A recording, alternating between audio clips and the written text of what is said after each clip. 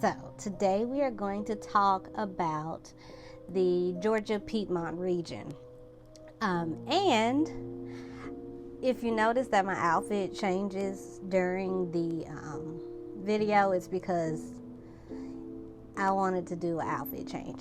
So, anyways, we're going to first, so we've talked about Atlanta, which is one of the major cities in the Piedmont region of Georgia. But today we are going to talk about the Benet House in Augusta, Georgia. So this is located on the Somerville campus of Augusta University, and it was built in 1827, actually it was built between 1827 and 1829. And it was the commandant's house of the Augusta Arsenal. So this house has significance as it was the home of poet and writer Stephen Benet, who stayed there until 1915 when his dad was the commandant. Bennett House is also known for ghosts, most notably the ghost of a commandant who died under suspicious circumstances. So this is the story. The story goes that one morning his wife was found dead with a cup of tea by her bed, and it was strange because her husband was said to always make her tea before he went to work. So people suspected that he was responsible for her death, and this is why she haunts the Benet House. So there have been footsteps heard throughout the house. Specifically at night, clothes hangers will be moved around, or it sounds like rather clothes hangers are being moved around, and they relate that to her because she was a very fashionable woman. I keep getting hair in my face. So anyways, in my mouth. She was a very fashionable woman, it was said, so they kind of relate that to her spirit. The next place we're going to talk about is the Ezekiel Harris House. Now, not much is known about the history of this house other than the owner fought for the Americans during the Revolutionary War before becoming a tobacco merchant here in Georgia. And we know that he came from South Carolina in the late 1700s and moved into Augusta, Georgia. So the home formerly sat on 300 acres and overlooked the Savannah River. The ghost is said to haunt the house. The ghost that's said to haunt the house, rather, is a man who was hanged from the stairwell of the house during the Revolutionary War. And when I read that, I immediately thought about that scene in, what's that movie? You know, I See Dead People. The Sixth Sense. I immediately thought about that scene when he's in the school and he sees the men hanging in the hallway. That scene still creeps me out. So, that's what I thought of when I read this. It said that you can hear the creaking sound and the swinging of the rope, like of a taut rope. So, someone hanging. Oh, God. Can you imagine at night? I don't want to hear that. Luckily, this is a museum. The soldier has also been seen. In addition, people that visit the house often feel like they're being choked, as if by a rope, as if they're being hanged, which is even more terrifying. I mean, other than seeing an apparition, to feel what the apparition felt in the last days of, or hours, minutes, whatever of their life, not great. And that happens a lot when you hear about different hauntings and stuff. But now we go to the Cursed Pillar. So this is actually a famous Augusta sort of ghost story, sort of supernatural curse story, hence the name The Cursed Pillar. So this pillar was 10 feet tall and made of brick encased in cement. It is the last structure of a farmer's market that stood on the spot in the 1800s. Now, according to legend, the pillar was cursed by a street preacher after he was forbidden from preaching outside of the market. So I guess they told him to step, and he was not happy. The curse stated, so he, when he says this curse, he states that the market would be razed to the ground, leaving only a single pillar. Hence this pillar. So weeks later, a tornado came through Augusta and destroyed the market and left this pillar. And what's even scarier is this tornado happened at night, so nobody had time to, go to their cellar if they had one or anything like that. So it was said that anyone who touches or tries to remove the pillar will face an untimely death. And of course, people have tried. And there have been so many stories where people, touched the pillar and they got like a car accident, and their wife left them. It's reminiscent of the volcano rocks from Hawaii. That's what it gives. People take pictures with it though, which I still wouldn't risk it. Why would you do that? So people take pictures with this pillar, and these tourists have seen strange faces in the photos. Some people might say it's a light anomaly, but given that this thing is allegedly cursed, I don't know.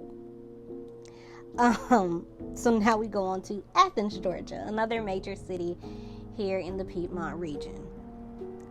So we're going to talk about UGA, University of Georgia. I did a TikTok on the University of Georgia and the fact that they just had slaves' bodies lying around.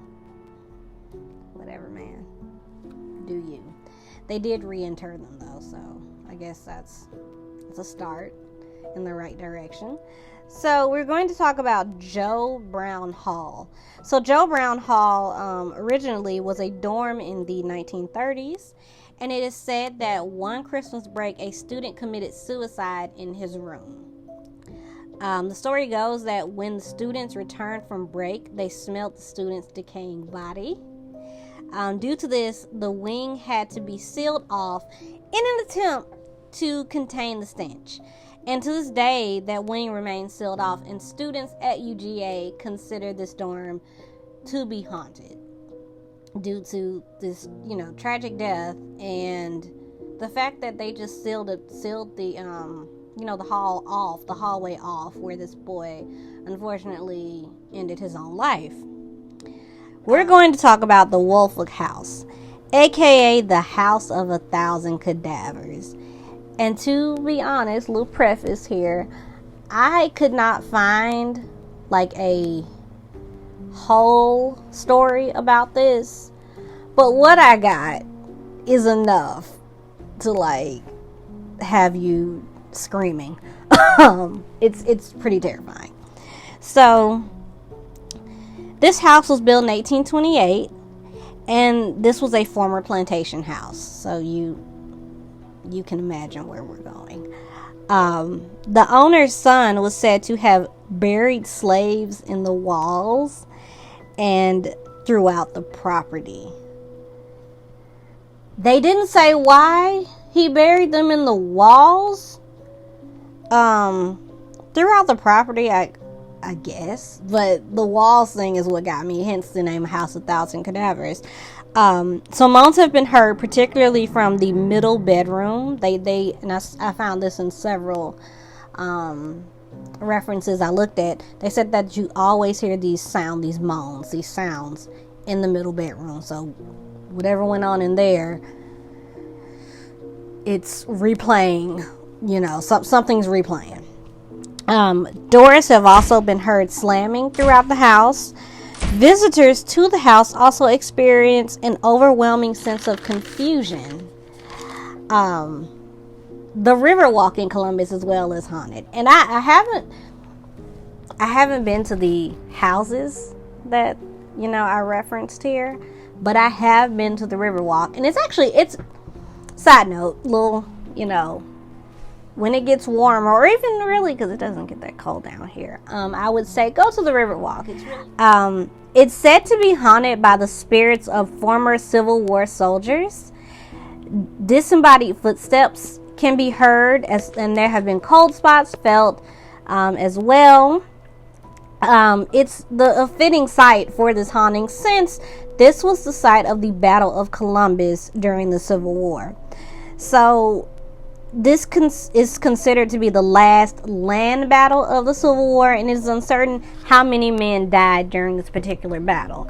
So that's what makes it creepy, is we don't know how many people, how many men were killed during this, but we do know that there was a battle there and that it left a pretty big scar if, it's being haunted like that. Like if the Riverwalk is haunted. The Masquerade is like a fixture in Atlanta. It is very well known for hosting some influential bands. One of my favorites is Soundgarden. They actually played there.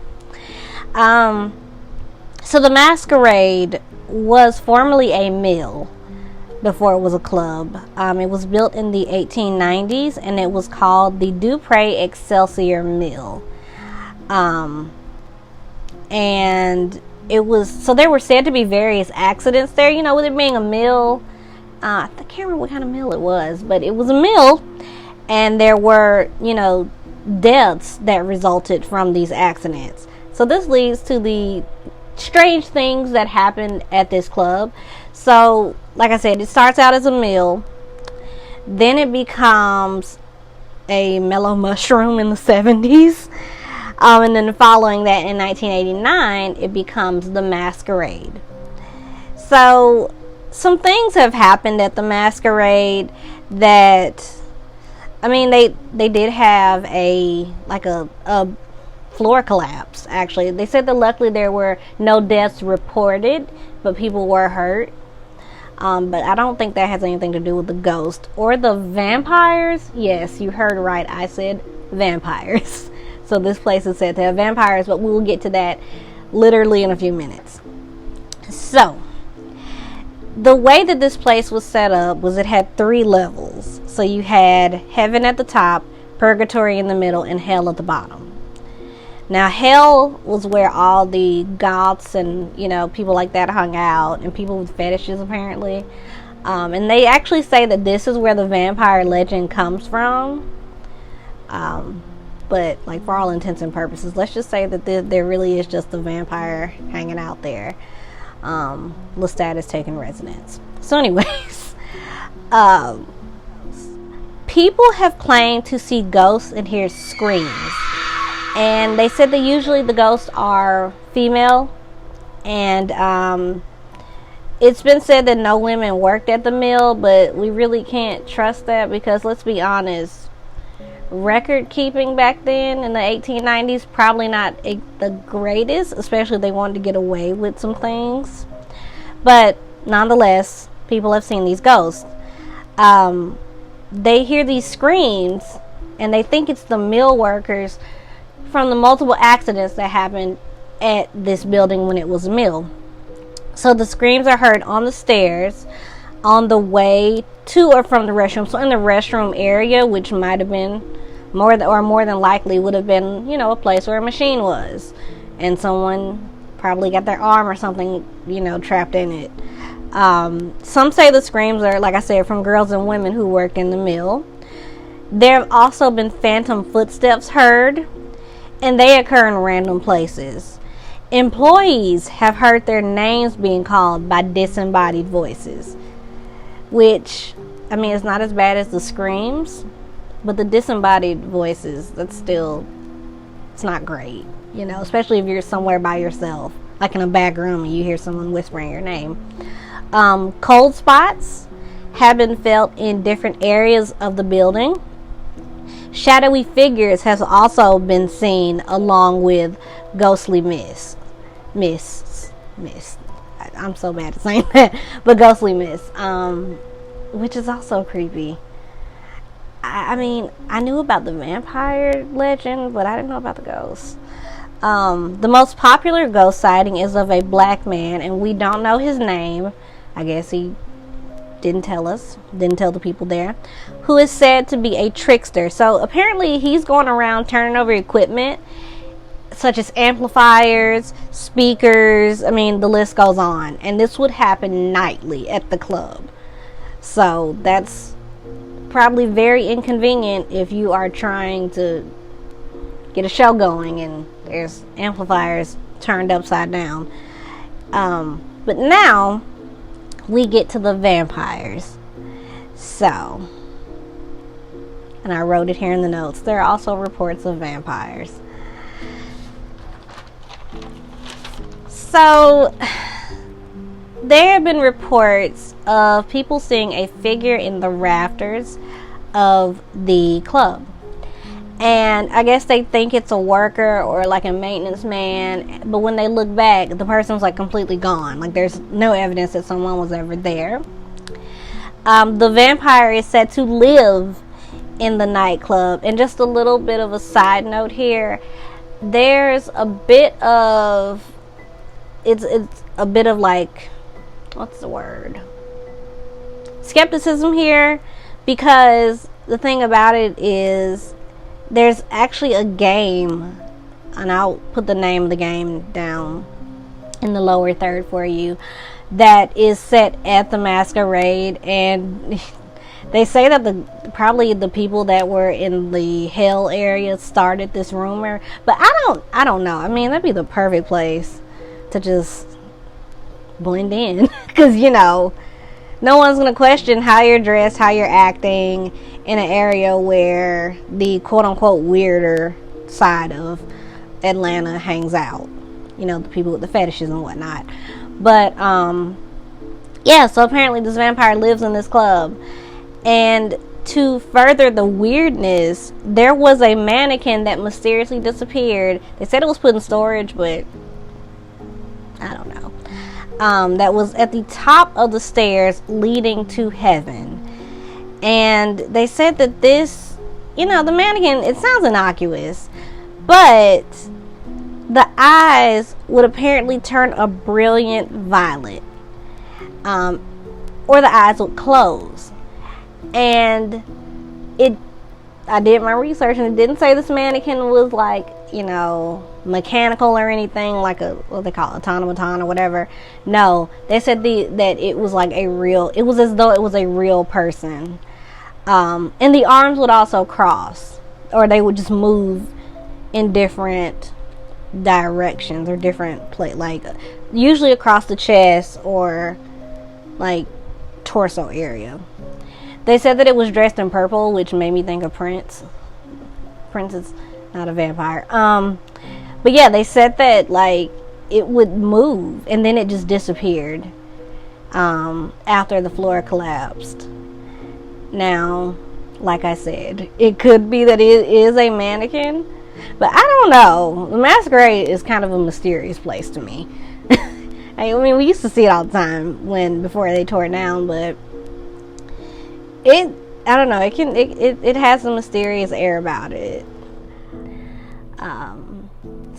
So we've covered the Piedmont region, and I will see you on the next Painted Halloween special.